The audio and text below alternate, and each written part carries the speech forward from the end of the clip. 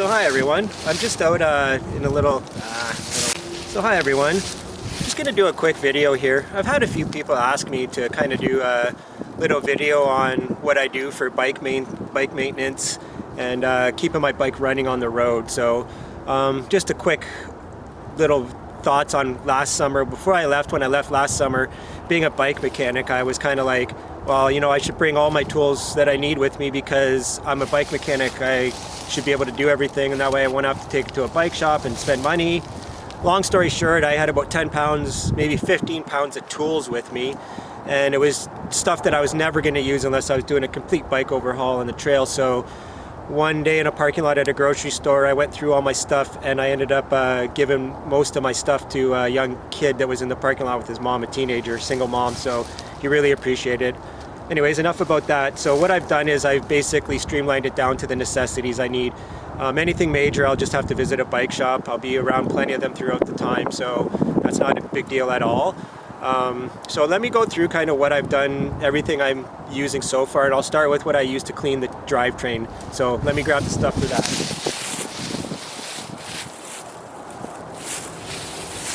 So one of the main tools of drivetrain clean, or probably the most important tool, is the Park Tools chain cleaner. You can get other versions of this. You can get this in a steel version, obviously, that's going to last longer. Shops usually get that one. But all the parts in it, the cleaning brushes and everything, are replaceable. So, and it kind of just looks like that inside. These just move. It's got a moving brush in there, one on the top, and then they all just go in between the links. You put it like I'm going to show you in a second here. You put this on the chain along there, you clap that around the train, and away you go. So this just hooks onto the chain onto here. I'm not going to pour any liquid in it right now because there's no point, because it's so cold out, it's not going to do a proper job right now. But then that just clips right onto here like this.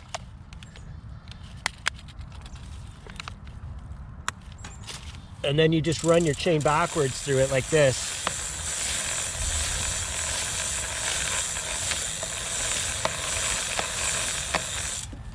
Do that, 7 to 10 times. And then when you're done, you take a towel and you run the chain through a towel, get all the excess off, and then you add your lube, and that's it. So that is the Park Tools chain cleaner. It's called the Cyclone.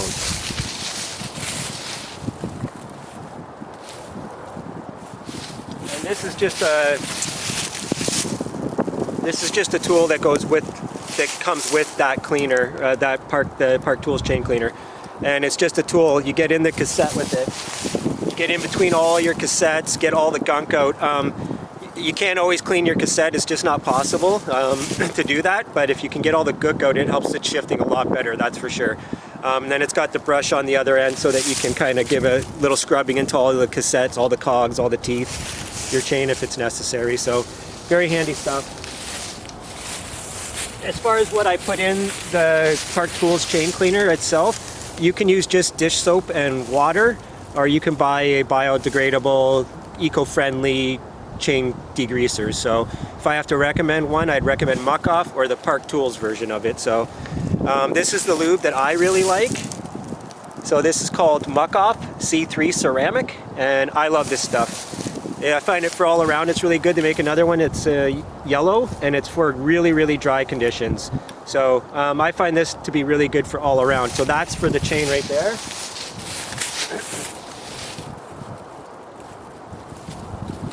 As far as other tools that I bring, I'm going to show you these two. I am going to bring this one. This is a chain breaker. I'm sorry. This one here will help you put the chain together and take it apart, whatever you need. So this other one here is a chain breaker. I'm not going to bring this one with me. I am going to get a Park Tools one. I can't remember the part number for it, but it's a smaller one. It's like squared. It's like that big maybe, and it'll fit nicely into the next tool pouch that I'm going to show you. So what I'm using to carry my tools this year is just an old saddle bag that would normally just kind of fit in up under the saddle here, but with the stuff I'm going to have on the rack, I can't use it there, so I'm just going to carry it in my frame bag there. And inside here I have quite a bit of stuff actually. So in here I have what's called bacon strips. So I run tubeless, I don't have tubes in my wheels. So if you get a flat and the sealant doesn't do the job, these are just what they sound like, little strips, and there's a metal screwdriver type thing, and you just push it into the hole and pull the tool out, and it leaves the strip in there to seal the flat. Then in here I just have tire irons, CO2, patch kit, Allen key set, and then just a couple tire levers and stuff like that. So does the job really well. But that's pretty much basically it. As far as bikes go, a lot of the bikes nowadays, the drivetrains are really so well made that they're almost maintenance free. If you know how to do your own tune-ups and stuff like that, you can definitely maintain your gears. But if you're on the road and you're trying to keep your bike running properly, the best thing you can do is do the drivetrain clean and keep that clean and keep it lubed. If you're not experienced with tuning up gears, then my recommendation would be, if you're on a long trip, like a cross-Canada trip, maybe once a month stop at a bike shop when you're rolling through a town and have them touch up the gears and stuff like that. But it's not hard to learn, but trying to learn it on your own on YouTube can really be overwhelming. So I would highly recommend, if you're looking for some videos to watch about about doing tune-ups and basic bike maintenance, Park Tools on YouTube has a bunch of good how-to videos on how to do all this stuff. Maybe down the road I'm going to probably try and do some of that stuff myself too. Maybe at the end of the year, like in the fall and winter next year when I don't have a lot to do, maybe I'll start doing some how-tos, find a good space to do it. As you can see, I'm outside a place just outside the outskirts of Windsor called Ojibwe, and I'm losing light right now. So yeah, so if you need to know any more about really detail maintenance, that's a whole nother topic. But as far as keeping your bike going on the road, I highly recommend it. So I'm planning on doing another video in the very near future on kind of what I use for clothing, both riding and off the bike, sleeping in that, as well as some nutrition things, what I do to eat and stuff like that. And that'll be in another video. So that one will be up here pretty soon. So if you have any questions at all about bike maintenance, I don't know if I've mentioned to you guys before, but I am a bike mechanic by trade. So if you have any questions, just hit me up in the comments and I'll do my best to answer them for you.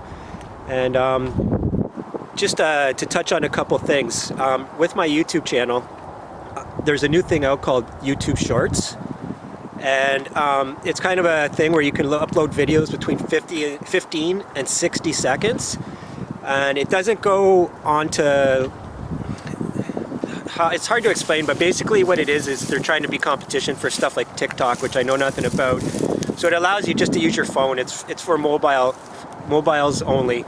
So it allows you to use your phone and take a quick video, or anything really, and then upload it to YouTube. It's considered a short, and it'll show up in the YouTube Shorts, and it's supposed to bring you more views and stuff like that. So if you see it pop up with the rest of my videos, it's because YouTube hasn't figured out yet if they're gonna keep them separate from normal channel videos yet or not. So hopefully in the future they keep them separate from my normal channel videos, because they're not the same as the other videos. These are more just to get people that are scrolling on mobile on their phones that normally don't go on to any channel pages at all on mobiles. It's kind of the analytics bear it out, but it's more just, like I said, for competition for like TikTok and Instagram, I guess, and stuff like that. So when people are scrolling on their mobile and they see these short stories, they click on it, it will take you to the channel. So it's all helpful. So if you guys do see it come up on your mobile, I would really appreciate it if you message me and let me know. So, and I got another video I'm going to make pretty soon in the future too. I have some good news. I was approached by an organization called Bike On Tours.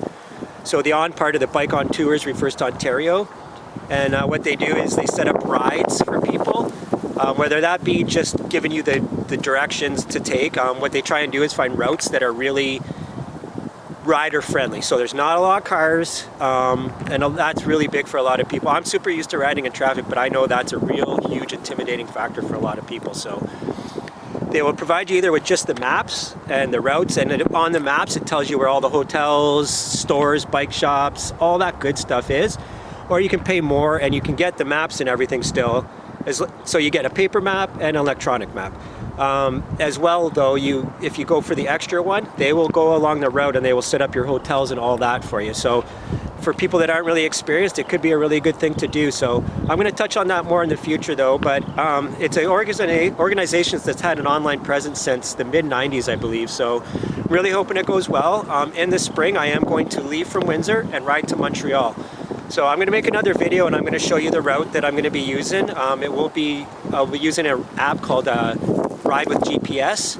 So yeah, we'll talk about that more in the future, but it's really good news, I think. So again, I'll do a video very, very soon, probably in the next 10 days or so. So I hope you enjoyed this, and I'll talk to you soon. Bye.